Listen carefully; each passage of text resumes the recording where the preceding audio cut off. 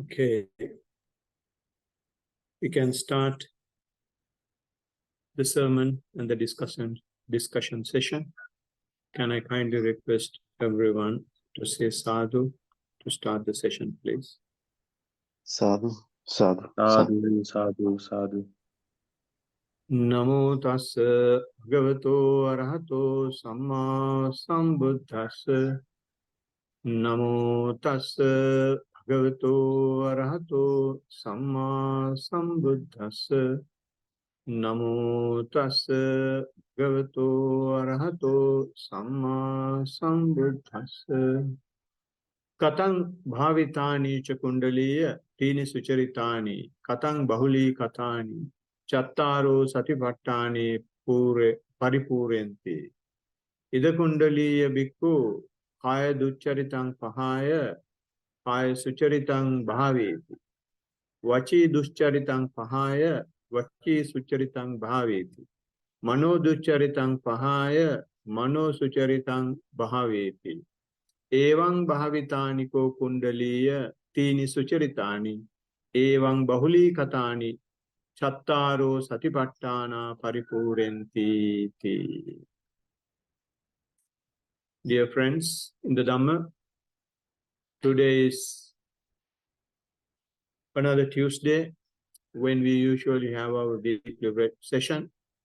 So this 15th October in 2024, after practicing for 1.5 hours, we now start our regular Dhamma talk. This particular verse that I recited took from the same discourse that we started to discuss last week or the week before. The name of the sutta is Kundaliya Sutta, Kundaliya discourse. Kundaliya is a name of a person, and this discourse has been named after him. So if I give you a little bit of a background for this discourse, the Blessed One is, he was staying in a deer park at a forest called Anjana Grove, and not Sati Grove, not Ellen Grove, it is Anjana Grove, and which is located in Saketa town. And in that vicinity, there has been a wanderer called Kundaliya, and he approached the Blessed One and exchanged greetings, and then said to him that I am so and so. His introduction was that I am one who is staying around monastic parks and attends the assemblies that they are having, and trying to be a bit more close to monastic life. So it is what usually lay people do when they come to our monastery, and they try to live close to monks so that they can have a feel of it, which most of you have done. And when you do that, you have experienced sessions of discussions and sessions of sermons. Of course, very few in English, only one on a Tuesday morning. This particular person is also like that, but he's having such instances in abundance. He's listening to so many talks and so many preachers, so many teachers. And he says, when I go to these monastics, some ascetics and Brahmins engage in discussions for the benefit of rescuing their own theses in debates. So they have a particular point of view, and what they are trying to do is, as much as possible, to confirm that, to convince that on other people. And I have also seen, for the same reason, other people are condemning such people. So it's basically debate that goes in these monastic parks. And then he is asking, because he's also wearing saffron robe and bald-headed, he's asking, Master Gautama, what do you live for, this particular life? And then he says, Kundaliya, Tathagata lives for the benefit and fruit of the knowledge and liberation. It's not just saying knowledge and liberation. He says, I am living for the benefit and fruit of it. So you don't just have the knowledge. You don't just claim that you are liberated. You can reap the benefit of it. You can consume the fruit of such liberation. And he says, that is what I am consuming. That is what I live for. And then it was a completely unexpected answer for Kundaliya. His hair may have risen. And immediately he was shocked and asked, what things, Master Gautama, when developed and cultivated, fulfill true knowledge and liberation? He wanted to know, to get this fruit and benefit, what things he has got to do. And then the Blessed One says, the 7 factors of enlightenment should be developed and cultivated. Then you will have the approximate cause for the true knowledge and liberation.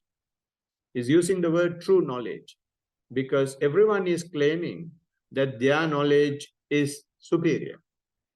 Blessed One is not claiming that his is superior, but he says this is the truth. And why he says it is the truth is because it is not just because my teacher said, it is not because my book says, it is not because for argument's sake I can win. He says it is true knowledge because he has reached that. He has that knowledge, he has consumed it. So therefore he says, I have reached this place, and this is a place that any human being can reach. So this is the true knowledge. It is not based on anything else. It is something that I have engaged and involved and contacted with. So he says, 7 factors of enlightenment is the most important thing to achieve that true knowledge and liberation. And then Kundaliya is so curious. He's asking, what things, when developed and cultivated, Master Gautama, will fulfill the 7 factors of enlightenment? So the 7 factors of enlightenment is a new thing for him. And he does not know head or tail of it. So he wanted to know, how you get there? Then Blessed One says, the 4 foundations of mindfulness must be developed and cultivated. So he's getting more and more enthusiastic now. He's asking, but Master Gautama, tell me, what things when developed and cultivated will fulfill the 4 foundations of mindfulness? Then the Blessed One says, the 3 kinds of good conduct, when developed and cultivated, will fulfill the 4 foundations of mindfulness. And then he's again asking, what things, Master Gautama, when developed and cultivated, fulfill the 3 kinds of good conduct? Then he says, restraint of the sense faculties, Kundaliya, when developed and cultivated, will fulfill the 3 kinds of good conduct. So he has been asking questions up to this point. So once the Blessed One says that sense restraint is which that will give you the 3 kinds of good conduct, Blessed One is not allowing him to ask any more questions.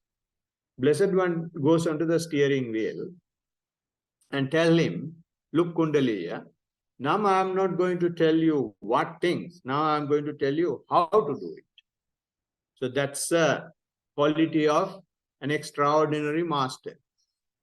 He knows that this particular person is ready to walk on the path. Now it is time for the teacher to step in and give hand as much as possible. So he says how to do it.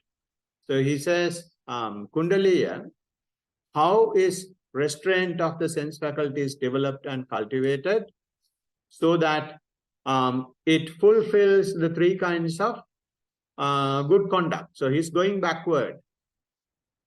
Kundaliya was asking from top to bottom. The Blessed One is going from bottom to top, because Kundaliya is not at the top.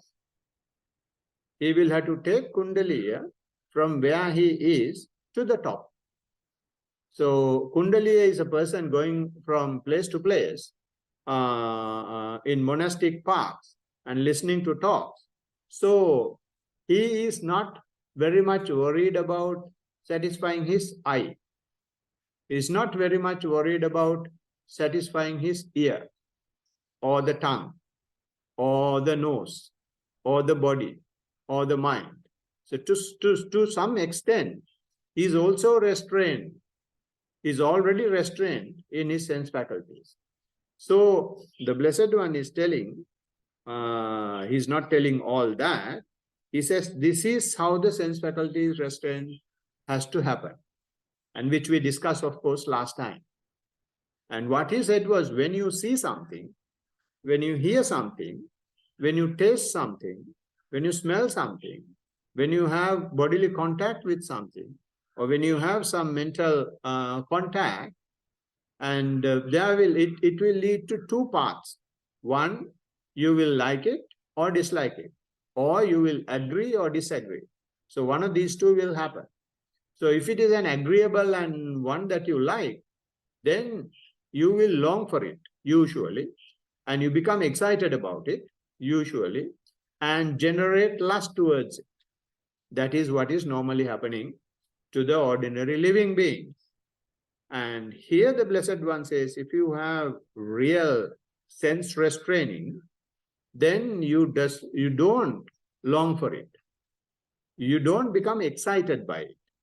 And you don't generate lust for it. So if you have something, you have a beautiful girl in front of you, and so attractive, and all the possibilities are there to go for it, but you are not excited, you don't long for it, and you don't generate lust about it. So there is an agreeable thing, so your sense faculties are restrained. Similarly, when there is a disagreeable thing, the person seeing or hearing or smelling, whatever, he's not dismayed by it. He's not daunted by it. He's not dejected by it. He is without ill will towards it. Right? So although it is disagreeable, you are not taking the gun and shooting it. You are not throwing a stone at it and chase it away. But he doesn't do any of that. So when he is not doing these things, whether it is agreeable or disagreeable, he is not acting with a reaction. When you do that, what Blessed One says, your body is steady, because you are not physically doing anything. Although there are reasons to go on to the plus side or the minus side, to go on to the positive or negative, you don't do that. You just maintain your physical behavior as it is, without any change, because of the although you have agreeable or disagreeable. And because the body is steady, the body is steady because the mind is steady. And then the Blessed One says, because the body and the mind is steady, he is well composed inwardly. So he is having some composure, he's having some control, he's having some monitoring, which is generated within him, and well liberated from the sense faculties, the Blessed One says.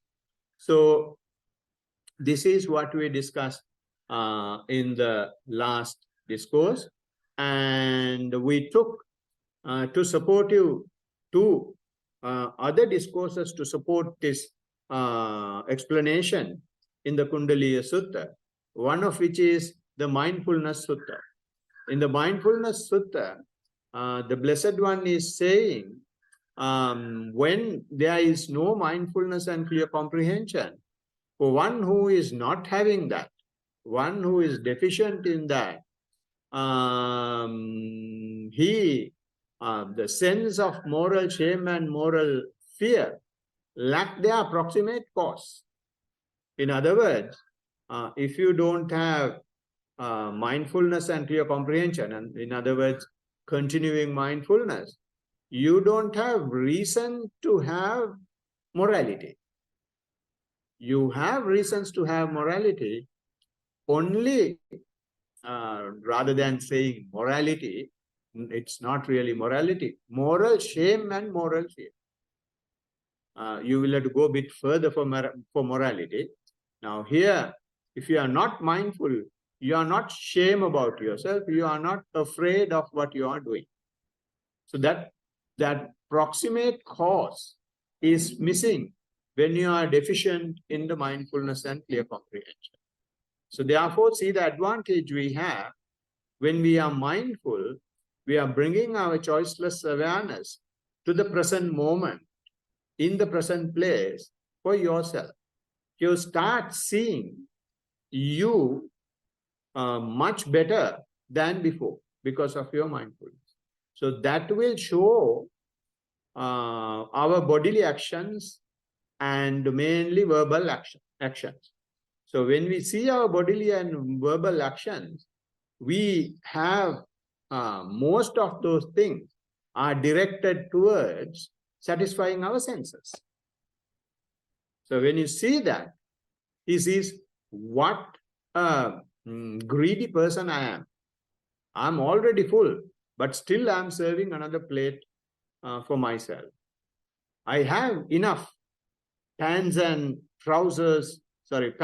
shirts and t-shirts in my wardrobe, but I am still buying, right? So it's similarly for shoes. I'm not going to talk about girls because I won't be able to finish it for another 2 weeks if I talk about it. So like that, we start seeing our useless actions, useless physical and verbal actions, because our sense faculties are not restrained. So then you generate this moral shame and moral fear, when you are mindful and you try to be bit sensible when you go on shopping, when you do something, when you eat and drink, when you go for luxurious meal, you think twice about it. Is it really necessary? And that is called the sense restrainment. And that comes from this moral shame and moral fear that brings out from the mindfulness, because you are directing the torch towards yourself instead of outside world. We have been looking at outside world only, when we never knew what was going within us. Now the mindfulness has given that opportunity. So we took another discourse, which is called Malukya Putta. And that Malukya Putta discourse goes even further and tells how this sense restraining is happening. And it says, I'm not going to take the story behind it. And it says, Malukya Putta says to the Blessed One, after Blessed One has explained him what has to be done. So Malukya Putta says, let me tell you what I understood and tell me if I'm correct. Then the Malukya Putta says, one fares mindfully in such a way that even as one sees the form, and while one undergoes a feeling, the suffering is exhausted and not built up. So if I explain it a bit more, this person is very mindful and he sees something, so he's mindful of that. And also he undergoes a feeling. When a beautiful girl is there for a boy, or when a handsome boy is in the sight of a girl, it is not necessary for anyone to come and generate your feelings. They are naturally built in our physical and mental processes, and those processes gets activated.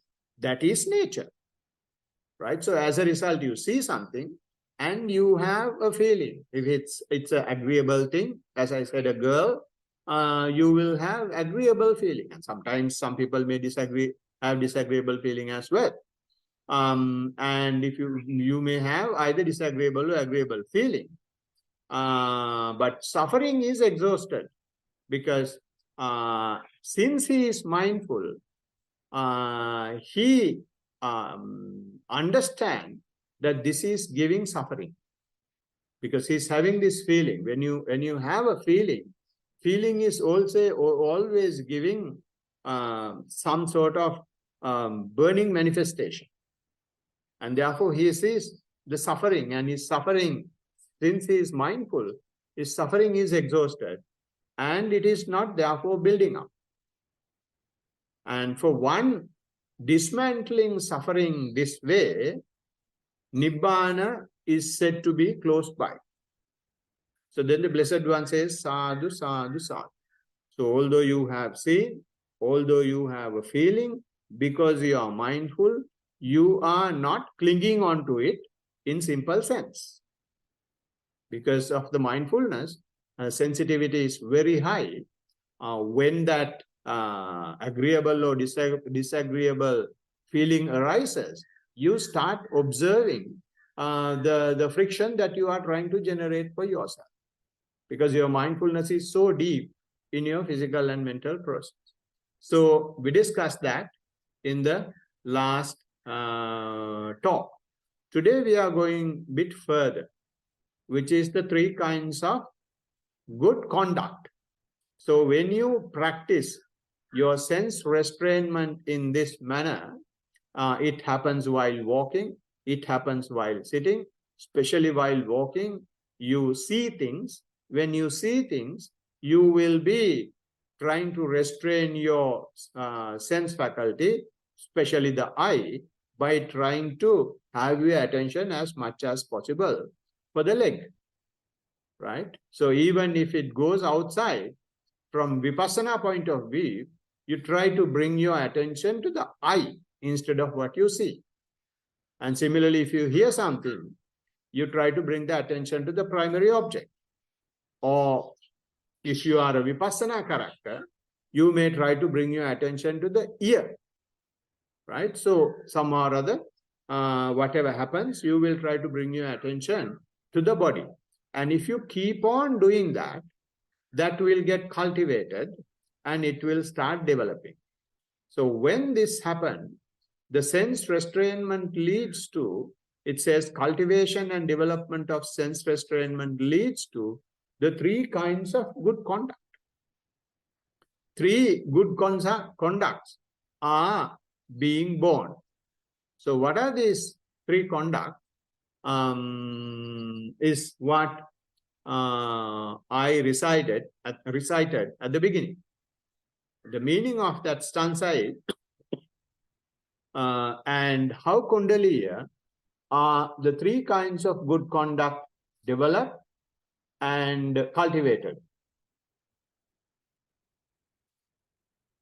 so that they fulfill the 4 establishment of mindfulness.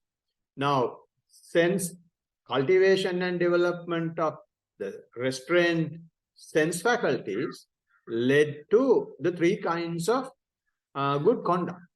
Now we will have to cultivate and develop these 3. Once you do that, it will lead to another output. That output is the 4 foundations of mindfulness. So we'll see, it says this is how you will have to do.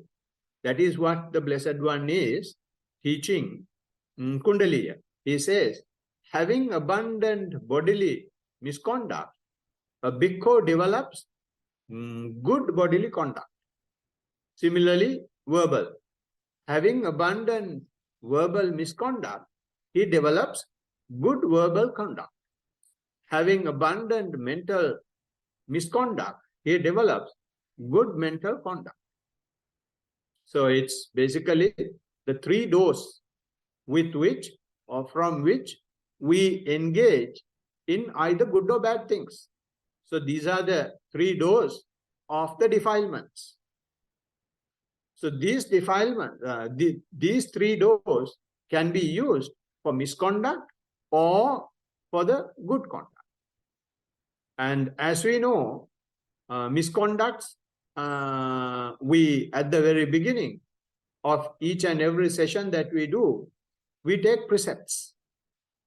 And in the precept, what we say is, we try to abstain from these things. So therefore, the bodily misconducts are killing animals or killing any living being is a bodily misconduct. Stealing is a bodily misconduct. Sexual misconduct is again a bodily misconduct. Intoxication, taking drugs, which lead to carelessness, is again bodily misconduct. That's so far as the physical activities are concerned. And in verbal activities, for lay people, there are four. Abstaining from lying. So if you lie, it's a verbal misconduct.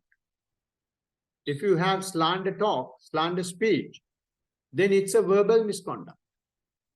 And if you keep gossiping, that's again verbal misconduct. If you use harsh words, that's a verbal misconduct. So we know when we talk, we slip our tongue. Something will be exaggerated than what it is. Or when you talk, you try to hide something that which should really be mentioned. So in that manner, we will be lying. You will not be talking the actual facts. So if that happens, that's a lie. So see what an amount of lies are being told to us by media. Everyone is trying to hide something and show only their side. Nobody in the media is giving the right picture. So we get conditioned by those things if we don't have an open mind. Right? So therefore, media means, especially mass media, TV, radio, newspaper mean only full of lies. So slander talk is also, it's again something that you see in media. You never praise people. You just blasting the people whom you don't like. So that's again verbal misconduct. Gossip, there is no end to it. Even when we meet, we will be talking about oil prices. We will be talking about the share market. We will be talking about actors. We will be talking about presidents. We will be talking about ministers. We will be talking about girls. We will be talking about boys. We will be talking about songs and all sorts of nonsense which absolutely have no value. And therefore, the Blessed One says, even that is misconduct, verbal misconduct, and harsh words. You know, I'm not quite sure how many of you use it, but in the society, especially in Australia, it's very hard for people to talk without the F word. For each and every sentence, they must have the F word, then only the sentence is complete. And so much of, it has become part of the vocabulary. And in some other places, it's a very harsh word. And it's sometimes not just F word, sometimes MF word they goes with, and it has become so natural. And to tell you the truth, when I was growing up, I was such an idiot. I have been using this so much. Of course, not in English, And some people don't come to me. Even now they say, we were not having any association with you because your mouth was so filthy. And they can't imagine that person is wearing robes now. And they ask me, do you still use those words? And when I remember it, I feel very ashamed of myself, what was going on those days. And anyway, when you see these things, you see the 50-50 misconducts. 50, there are 8 misconducts in the broadest terms. And of that, 50% physical, 50% verbal. We, most of the time, can control and try to control the physical misconducts. But unfortunately, absolutely no control about the verbal misconducts. And the tongue slips in no time. And therefore, the Blessed One says, most of the people go to hell, not because of physical misconduct, but because of verbal misconduct. So we take it for granted that, it's just a word, but it is creating so much of negativity, connection to the netherworld, to the world underneath, right? So therefore, it is imperative for us to be mindful of our speech. And that is why the Blessed One is saying that you must have this control, abandon this physical misconduct and the verbal misconduct. I'm considering at the moment only physical and verbal misconduct. And he also says, not just abandon them, develop the good conduct, good verbal conduct and good physical conduct. So the opposite of killing, instead of killing, you can free animals.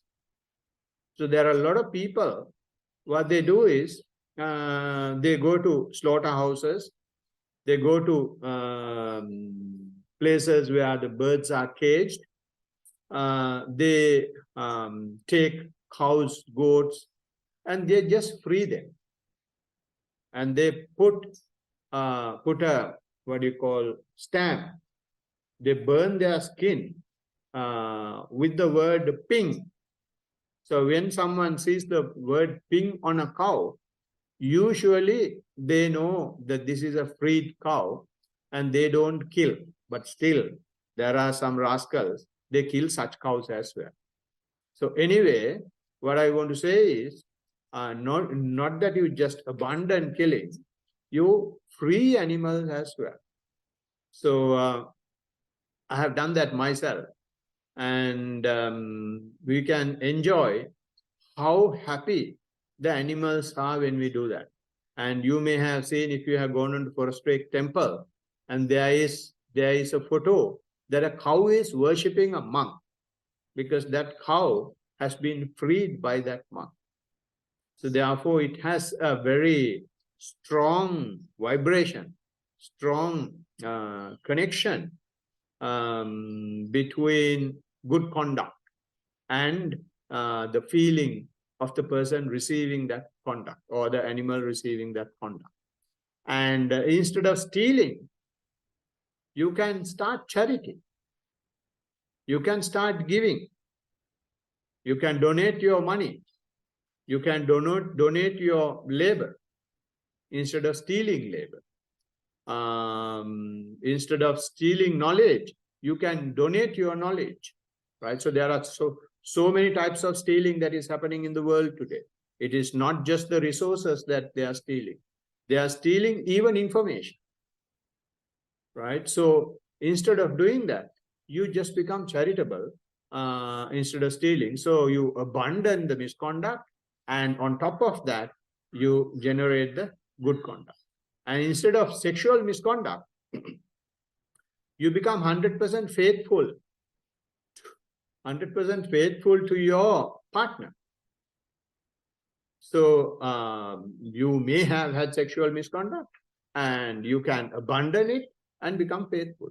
So it's not that you must be having a good conduct from day one. If you have good conduct from day one, there is nothing to abandon. But if you have, you always have an opportunity to become good. This is what the Blessed One is saying. If you have done any bad things, I'm not writing you off. I'm still giving you an opportunity. So there was, this is of course a gossip. So I'm not going to control my tongue now. So I think it should be okay because I'm mindfully saying this gossip. There was a poster recently, and one girl was they have come into an affair recently, and then the boy is telling his life story, and he says, before you, I had 2 other girls, and then when I met you, I felt you are a perfect fit for me, and then I love you so much, so I dropped the other 2. So this is my story, and can you please tell your story?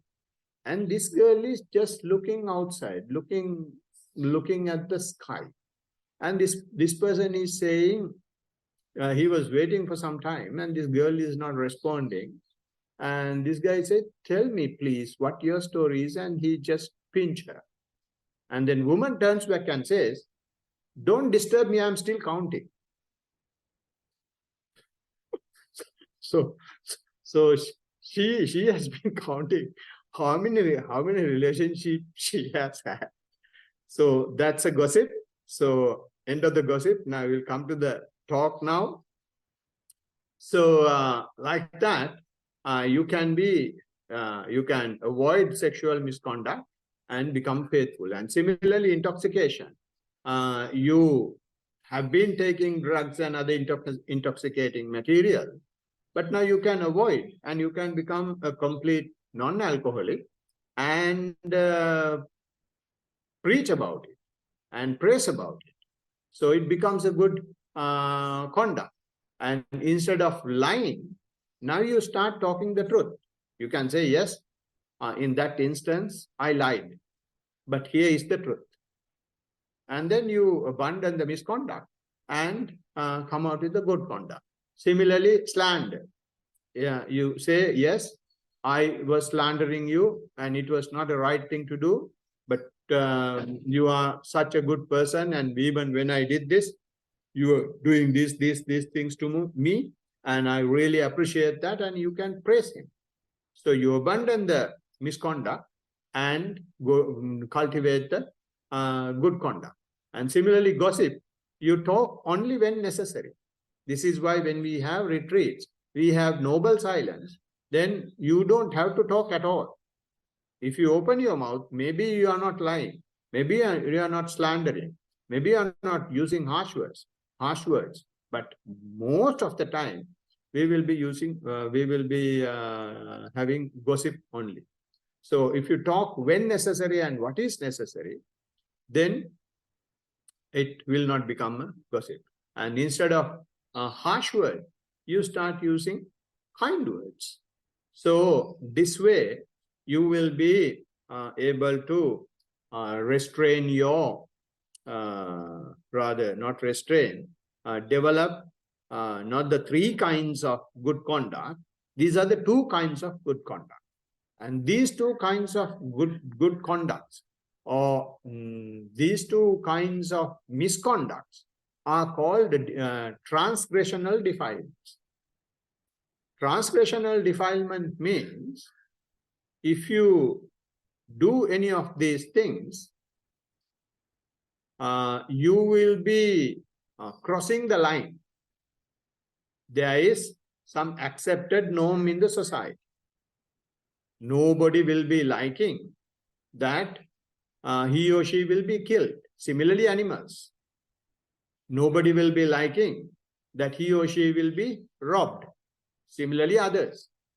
So therefore, when you see the misconduct, you will have to see whether there is something that I don't like others doing to me.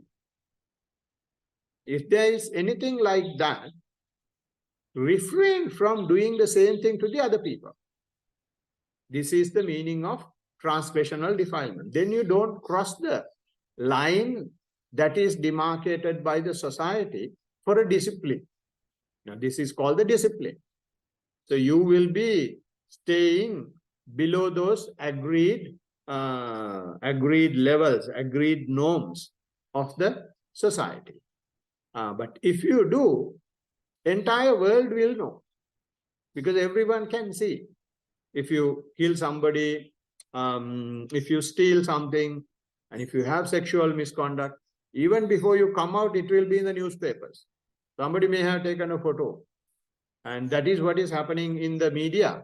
And when the actors and actresses go somewhere, the cameraman is always behind them to see what's happening. And if they catch one of those things, it's a very big news for them, and they can boost their sales.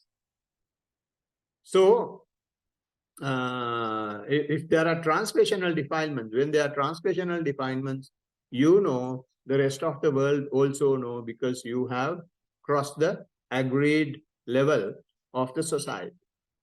But if you refrain from those physical and verbal misconduct, then you will not be giving any fear to the society. If you are a person who is observing precepts, the other people will not have any fear that you will be killing anybody or any animal. You will be stealing, or you will be getting involved in sexual misconduct with the near and dear ones. And you will not be cheating by lying or using words. And you will not be getting involved in intoxication, so that any of the above four can happen. So if you refrain from them, that fear is taken away from the society. So when you take the fear away from the society, and you receive no fear as well, when you don't do any bad thing as such, you are not hating yourself. If you do something bad, you will be reminded of that all the time. And you will have self-hate towards you. So that self-hate fear is taken away, because you are taking others' fear of others off, if that makes sense. And also, if you are engaging in misconducts, other people will hate you. Other people will say you are a murderer, you are a robber, and you are a womanizer, you are a alcoholic, and you are a ship of lies, and all sorts of names will be used.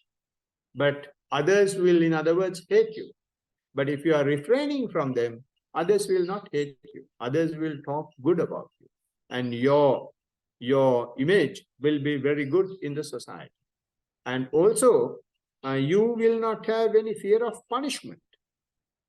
If you if you are not involved in verbal or physical misconduct, nobody is going to punish, because there is no reason to punish. Unless someone's want to really put you in trouble and just give punishments for nothing. So that's a different story. That is because, not because you have done anything wrong, because that the other guy is doing something bad for you. So, and at the same time, you have no fear of hell, because you are generating so much of positive energies by abandoning the misconducts and generating and doing more and more good conduct. And you are not hellbound. You will be directed towards the divine realm. So in this manner, when you get away from transgressional defilement, you have so much of benefits. So in Sonadanda Sutta, it's a discourse that it's a discussion rather, that the Blessed One had with this Brahmin called Sonadanda. And when the two met, the Sonadanda went to see the Blessed One with 500 Brahmins, a very popular Brahmin. and he is a teacher of teachers. He's a professor sort of a guy. And king is praising him so much. King has given him so much of land as gifts. So he's a very wealthy and popular, respected person. So this person met the Blessed One and they engaged in discussion. And then Blessed One asked a simple question from this guy. The question he asked was, he's a Brahmin, if you select a leader as your Brahmin clan, what are the factors you consider? Then he said, there are 5 factors that I'm considering. The first one has to be, lineage should be very pure. For 7 generations. In Sinhala we call it Atta Mutta, Kitta Kirikitta, Kirikaya Mutta, Datta Panatta. There is a long list, lineage. And the lineage should be very pure. And the person that we are selecting must be very handsome. And he should have the full knowledge of the Vedas. There are 3 Vedas. Should have the full knowledge of those 3 Vedas. Vedas means they are monastic canon, monastic book, like for us, Tripitaka and Bible and Muslim Quran. Like that, they have, Brahmins have their book, which we call Veda. And these 3 Vedas he must have the full knowledge. And that person should be virtuous and he should be a wise person. And the Blessed One says, very good. And those are good factors to be considered in appointing a leader, which we are not considering at all nowadays. We are selecting leaders with absolutely no wisdom, with absolutely no virtue, with absolutely have no knowledge about their religious book. If they have that knowledge, they are using it only for their advantage. And therefore, the other 2 are not important. Whether the lineage is good or whether that person is handsome has no value. So these are the type of leaders we have today. Anyway, so once the Blessed One heard this, Blessed One said, fine, but I'm going to give you a test now. The test is, in case, if you want to drop one of these factors, which one will you drop in selecting a leader?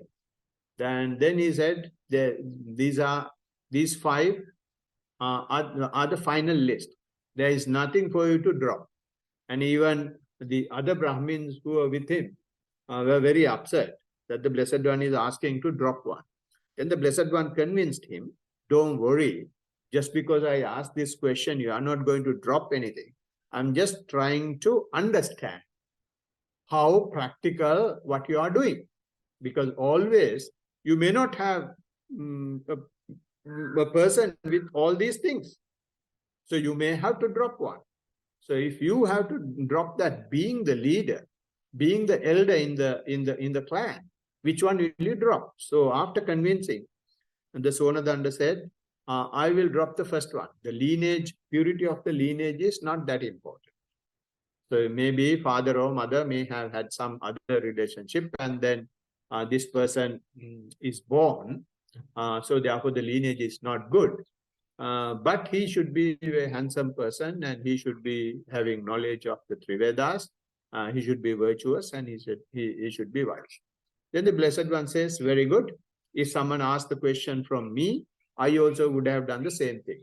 So you are going in this in the right direction. And the Blessed One, after praising him for the answer, he put another question. That question is, he's asking now, suppose you will have to drop one of these 4. Then there was a bit of a turmoil in the place and big ha-ho. How are you asking us to change these things? And why are you at least discussing these things? These are not at all relevant. These are for our elders to think and all that. Lot of quarrel there. Then the Blessed One says, again, this is a discussion. This is a spiritual discussion. I'm trying to arrive at a spiritual point. So if you want to go ahead with the discussion, he said, Sonadanda, tell me please, which one will you drop? Then the Sonadanda said, yes, just because we discuss these things, nothing will happen. I will be dropping the handsome factor. It's not necessary to be handsome. It is not that he should be having the right height and the right stature, and the eyesight is perfect, and nose is perfect, tongue is perfect, ear is perfect, and fingers are perfect, perfect body. Few defects are fine. He said not necessary to be 100% handsome. Then the Blessed One says, yes, very good. This is what I was also thinking. So if I am selecting a leader for any reason, of the four, I will be dropping that one. Then he put the other one as well.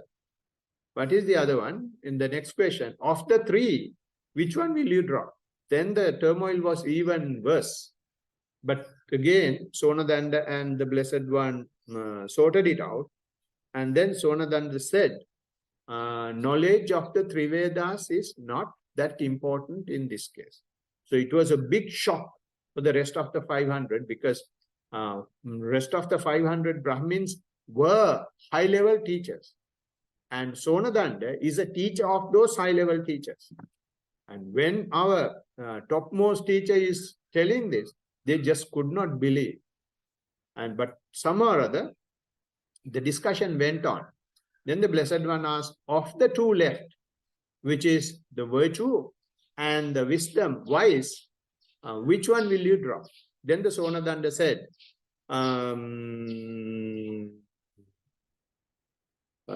Natti Sila, Natti Panya, Natti Panya, Natti Sila, Silavantasa Panyo, Panyavantasa Silo, was the verse he used, which means if one is not virtuous, he will not be wise. If one is not wise, he will not be virtuous. If someone is wise, he is virtuous. If someone is virtuous, he is wise. So therefore he said, of these two, at whatever cost, nothing will be dropped.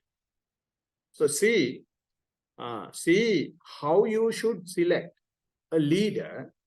Minimum, he should be a wise person. He should be a virtuous person. Can we have any leader in our entire world who is having this virtue?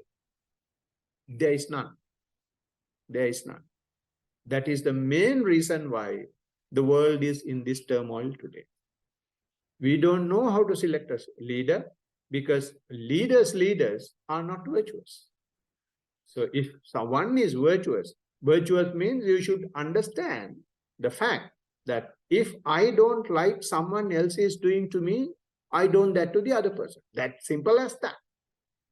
So if you use this yardstick to understand the virtue, there is no need of a religion. There is no need of a belief. And it is common sense. So simply, the society is not having common sense. We can't teach common sense to the society.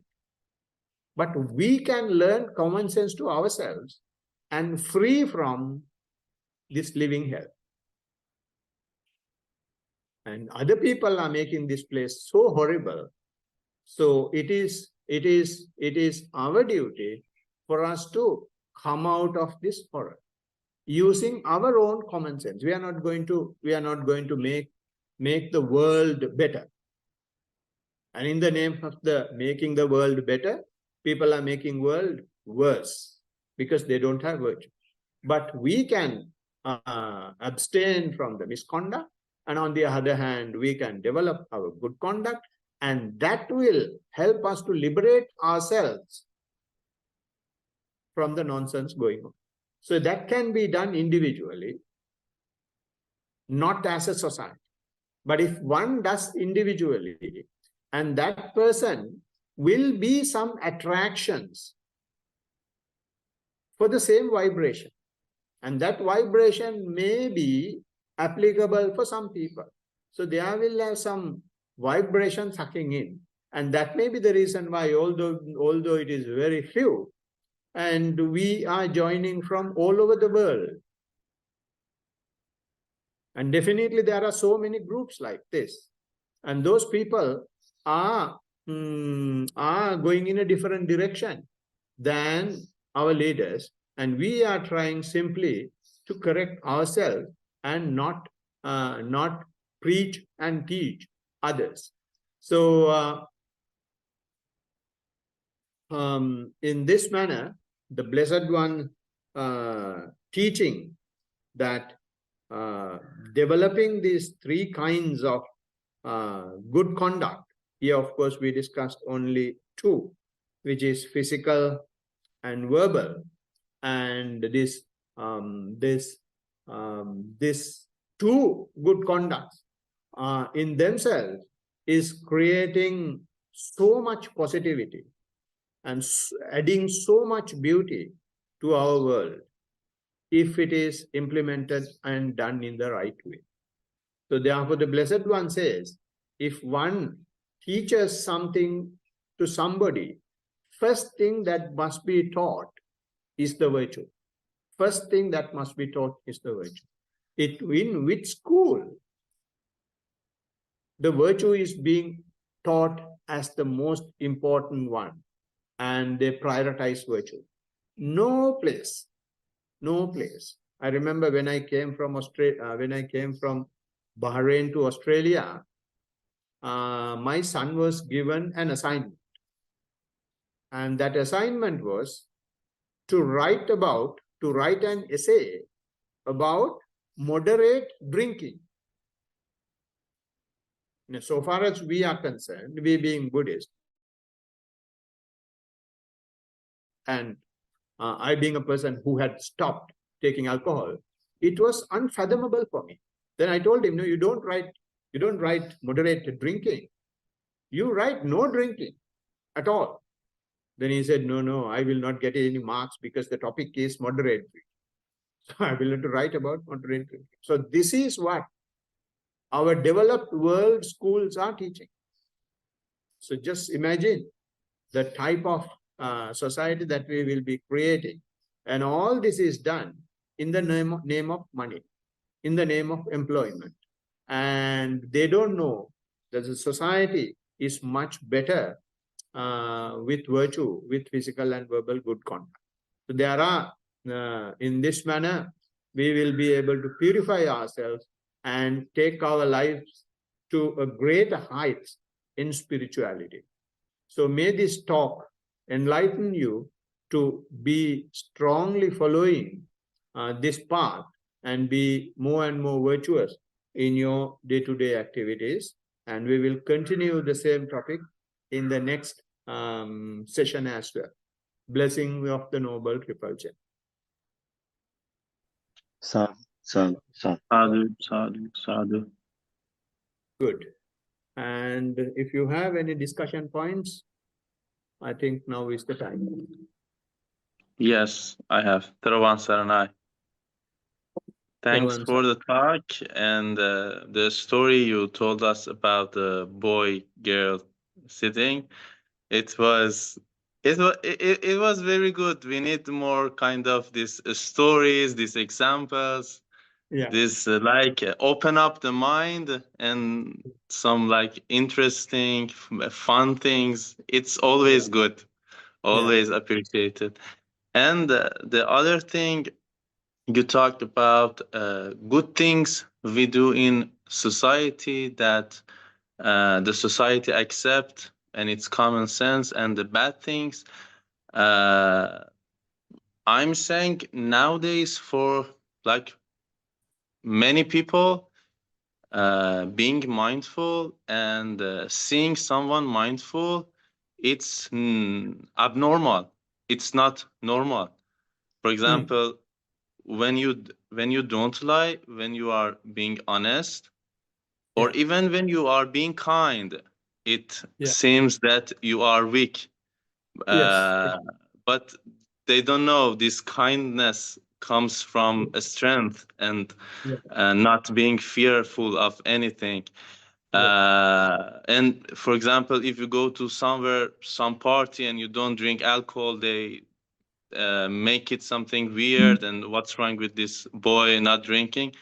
Last week, there was my sister's birthday, so I went to the party, and I was very joyful, very peaceful, and I don't drink alcohol. And one of my friends told to me, do you go to the gym? I think that's why you don't drink alcohol. I said no. And he replied, oh, so you had alcohol before coming here. He couldn't believe I am just joyful because I am there, just simply there. Yeah. So that's just one thing I wanted to mention also. Yeah. Yes, that's it.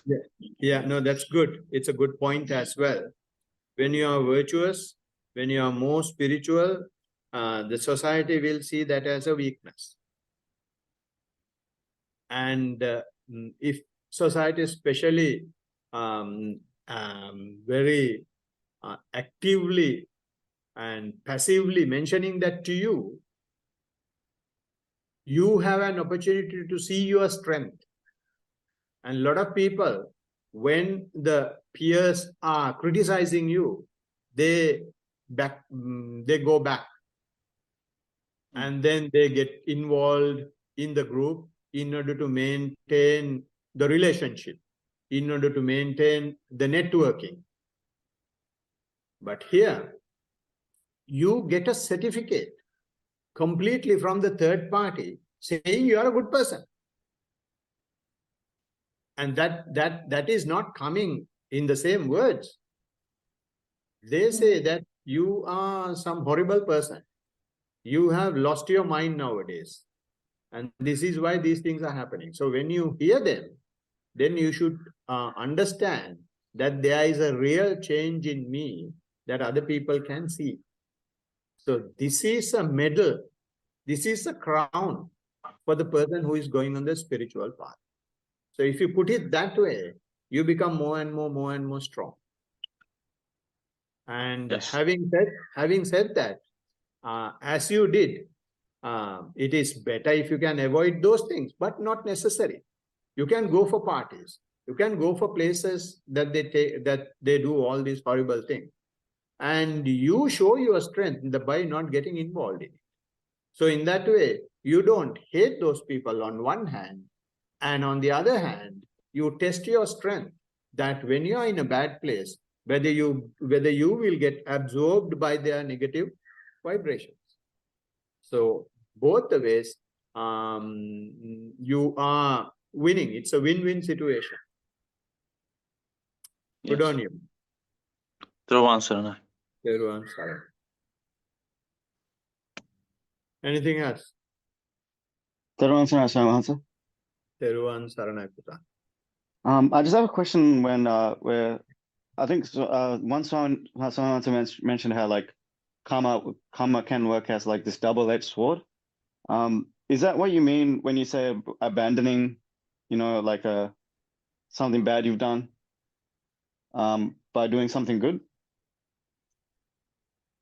So, when you do something bad, like, you pay for it, you go to hell, or like, you pay the karma, but not necessarily. Okay. This is another point that I want to discuss, and since there was no time, I did not take that point, and it's a bit of a long story. But anyway, since you asked the question, I don't want to keep it in suspension.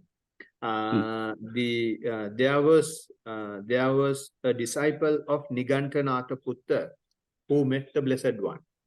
Nigantanatha Putta was a very recognized spiritual teacher, having another type of teaching in the society of India those days. And his teaching was based on purely morality. He says, if you maintain your morality, in other words, if your physical and verbal deeds are clean, then you will definitely enlighten one day. So that is his teaching. one of his disciples went to the Blessed One. Then the Blessed One asked the question him, is your teacher teaching any discipline, any morality to you guys? Then this person said, yes, our teacher is teaching. He says, if someone is doing more good, he will go to heaven. If someone is doing more bad, he is going to hell. And he gave examples. If you are killing more, if you are stealing more, all these things more, you are definitely bound to hell. Right? And that is the version that you are bringing out. And the Blessed One turned back and told Venerable Ananda, in that case, Ananda, nobody is going to hell. Ananda was shocked and asked, what are you talking, Blessed One? Can you explain it to us? Then the Blessed One said, if someone is killing, he can't keep killing 24 hours. Even if you are a soldier, you don't do that 24 hours. If you are stealing, you can't steal 24 hours. If you are having sexual misconduct, you can't do it 24 hours. And if you are lying, you can't lie 24 hours. Intoxication, only 2 glasses you want and after that you are down. You can't do it 24 hours. So in that way, the Blessed One says no one is going to hell because they are not doing it more. They are, if you take the time, they are not doing it more than doing it. So therefore, there is no chance going to hell. Then that person, Asibandhuputta, was the disciple. He was not having a place to hide. He had a frown face and his looked down and he was trying to hide himself. Then the Blessed One says, such a person doing these things, one day if he stops and do the opposite, he will be able to negate all the bad things he has done. And then he will be able to become the best person in the society. And that is exactly what Angulimala did. He had killed 999 counted. Without counting, he had killed more than 1,500. And he was on his way to kill his mother. He was not going to kill his mother. But mother was coming in search of him. And he was going on the same road. And Buddha saw this. Buddha saw the ability of Angulimala to understand Dhamma. But if he misses that opportunity, he is definitely killing mother. After killing mother, although he has the skill, he will definitely be hell-bounded. And will never be able to come out of the hell for long time because of the crimes he has done. Then Buddha intervened and said, stop Angulimala. Then Angulimala said, you stop. Then Buddha said, I have already stopped. Then Angulimala was shocked because he was saying all these things while walking. He was shocked to see he's walking and saying stop. Then it clicked him straight away. Angulimala was a person who topped the batch in that year. So he's such an intelligent guy. So he is not taking the word from its literal meaning. He saw the fine, deeper meaning in that word, stop. Then he came begging to the Buddha and said, please tell me how to stop. And then he became a monk, and then he became Arahant, not just an Arahant, best of the best. Maheshakya Maharahatun Natara Agra.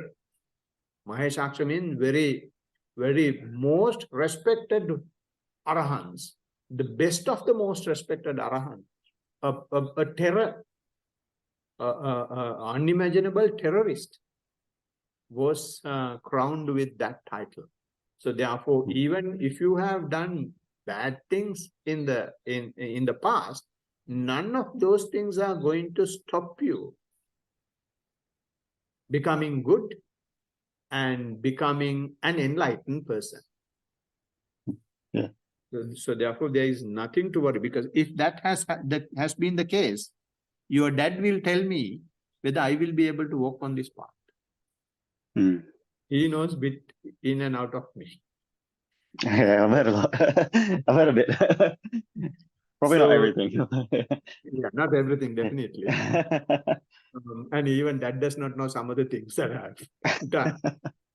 And so therefore, our bad things that we have done in the past does not play a role if you really get involved in walking on the path. Yeah, that makes a lot of sense. Thank you so much. Teruvan Saranai.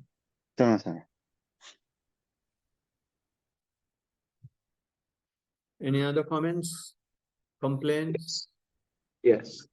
I haven't given a report in a long time, Yes. so I feel I should give one.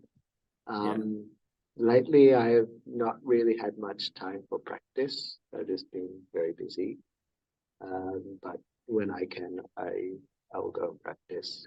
I guess maybe a report is during the walking is happening.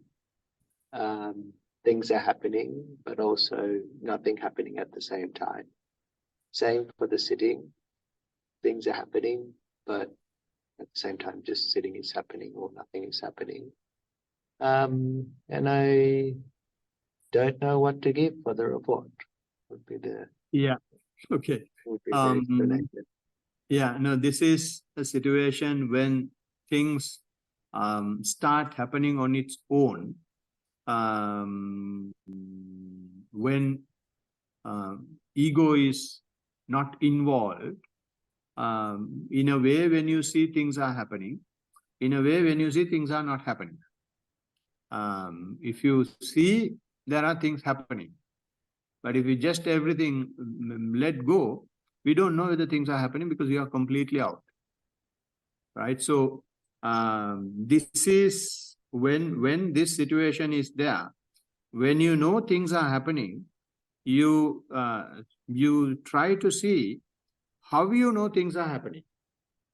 Right? Say whether you feel the breath, whether you feel the feelings, or whether you have thoughts, or whether any other scenario is happening.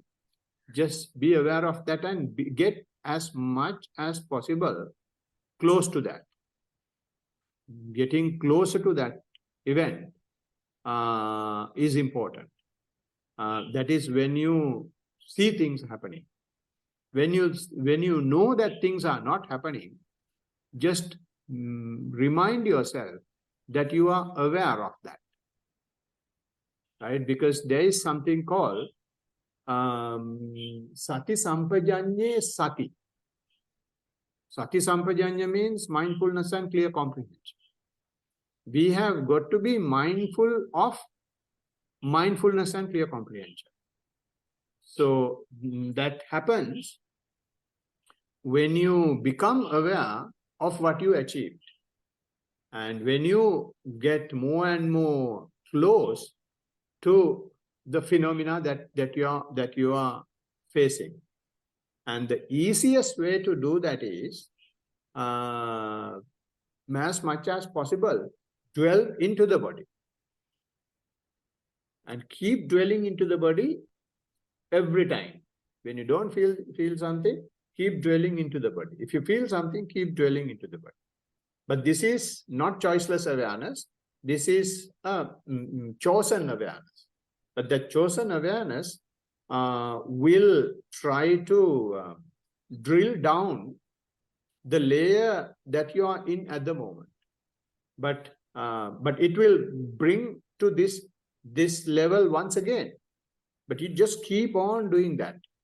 When you keep on doing that, there will have a possibility that more and more defilements that is underneath will come out, and this peace that you are enjoying now, this rest that you are enjoying now will be lost.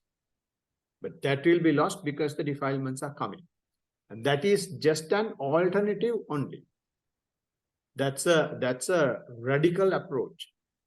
And peaceful approach is getting closer to the phenomena when you see it.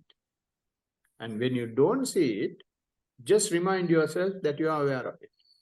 And even that will bring out the same result, but it will take a bit of a time. And when you are at this stage, we cannot hurry things up, because this is a very fine stage. So at this stage, we will have to be as much patient as possible. And since you have the two alternatives, if one alternative is better for you, do that alternative. And don't go for the other alternative which you feel not comfortable with. Teruvan Saranai. Teruvan Saranai. Teruvan Saranai. Actually, can I ask one more question? Yes. Clear comprehension, as I understood from the Kohanzo, is when you're aware of an object and the object is changing and your mindfulness is continuous, even with the new object. That is the definition of clear comprehension. Yes. But I heard some other definitions of it which don't match at all. And Can I you give me accept the other? so Rakita Bhatte. Yes. I didn't go to argue with him. I just said okay. But he says that clear comprehension is when you're viewing an object and you get absorbed into it, and then you get I guess like pleasant feelings or something like this, something like jhana or something like that. That was basically his explanation. Yeah, now going to jhana also, you should have a clear comprehension. But that is because your mindfulness is continuing. Clear comprehension means continuation of mindfulness. It's as if you are dragging your fingers on a line without any discontinuation. So if the mindfulness continues in that manner, that is clear comprehension. So that can happen in jhana. But it is not the only thing. Even when your object is changing, if you are able to maintain your mindfulness, that is clear comprehension. And there is another part to it. Object can completely change to another object. Still, if you are mindful, the mindfulness is continuing. That is vipassana. And that is why we have 4 foundations of mindfulness. Right? Because when you take your attention to the body, definitely feelings will come out. When you take your attention to the feelings, when you dive into it, when you dwell into it, at the end of it, you have the mental activities. So the mind will come up. So therefore you can't say, no, I don't want the mind, I don't want the feeling, I want only the body, I want only the breath. No. So we have 4 foundations because the clear comprehension must be kept at work. You ask him, there is sati sampajanya, there is something called sampajano satima. I refuse to do this to myself. Yeah, and in some books also, what they say is greater knowledge. For clear comprehension, their definition is greater knowledge. Utter rubbish. Who understand what from that word, from that translation? And then Lokuhamudru only very nicely broke it down. He says, Sang means self. In Sinhala we call it swam, self. Sampajanna means complete, full. Right? Janya means the knowledge. Right? So when you take these two words are together in Sampajanya. Right? So in other words, when you take it in that sense, self-generated complete knowledge is Sampajanya. So to generate complete knowledge, you will have to keep on observing only. If you stop at any point, whether it's jhanic or any nonsense, then you don't have the complete knowledge. So this is why the Blessed One said, and that is my teaching, that is the Blessed One's teaching as well. This is the only thing that we must know. Keep the mindfulness to the fore. If you keep the mindfulness to the fore, all these things will happen. Buddha has laid this path on that basis. It will go to four foundations, it will go to faculties, it will go to powers, it will go to factors of enlightenment, it will go to the right mindfulness as well at the end. One thing you will have to do, no matter what happens, mindful, mindful, mindful, mindful, mindful, mindful, mindful, it will start working constantly, non-stop. So even if there is no demand for oil, once the machine is on, oil will be extracted. So those days you should be able to remember, during COVID times, they paid for those who bought oil. Because if you stop the machine, starting is very costly. So the same thing happened for mindfulness. If you become mindfulness, no matter what you do, no matter where you go, no matter how you do, you will be seeing things very vividly. So that is continuation of mindfulness. So it is complete knowledge acquired by self through simple observation, not doing by anything, through simple observation. So you don't stop that observation at any point. You simply keep observing, maybe bad, maybe good, maybe pleasant, maybe unpleasant, maybe agreeable, maybe disagreeable. Don't give a damn, simple observation, that's all. Peruan Saranai. All right. So if there are no more questions, comments, complaints, I can request someone to transfer merits and share these positive energies we have generated from the practice as well as from listening and discussion about mindfulness. I may do it. Yeah. Do you have the paper? No, I don't. Will you be able to share it, Chatu?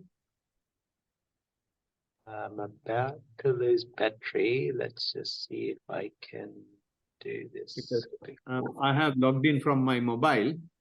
Yeah, that's good. Let's see if I can do this.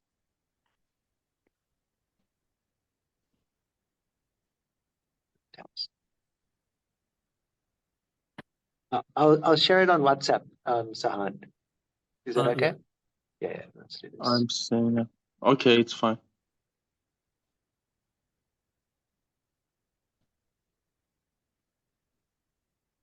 Let us start from transfer of merits.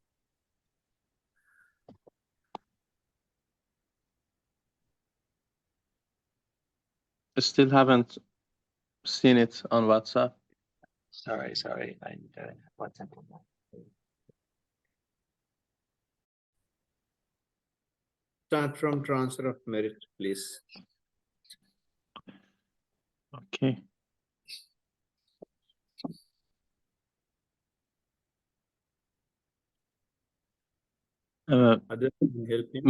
May all of us share this merit which we have thus accumulated for the acquisition of all kinds of happiness and prosperity. May all other beings share this merit, which we have thus accumulated for the acquisition of all kinds of happiness and prosperity. May all the beings share this merit, which we have thus accumulated for the acquisition of all kinds of happiness and prosperity. May all beings inhabiting space and earth, devas and nagas of mighty power, having shared this merit, long protect the dispensation. May all beings inhabiting space and earth, devas and nagas of mighty power, having shared this merit, long protect the teaching. May all beings inhabiting space and earth, devas and nagas of mighty power, having shared this merit, long protect me and others. If by deed, speech, or thought heedlessly I have done any wrong, forgive, O Master, O Victor, greatly wise. If by deed, speech, or thought heedlessly I have done any wrong, forgive, O Dhamma, to be seen here and now, timeless. If by deed, speech, or thought heedlessly I have done any wrong, forgive, O Sangha. Practice well the incomparable. Let this merit accrue to our departed relatives and may they be happy. Let this merit accrue to our departed relatives and may they be happy. Let this merit accrue to our departed relatives and may they be happy.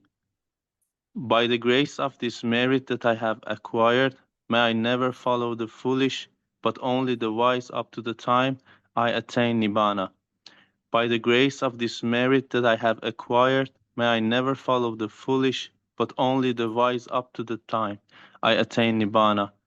By the grace of this merit that I have acquired, may I never follow the foolish, but only the wise up to the time I attain Nibbana. Sadhu, Sadhu, sadhu. sadhu. Sadhu. Sahan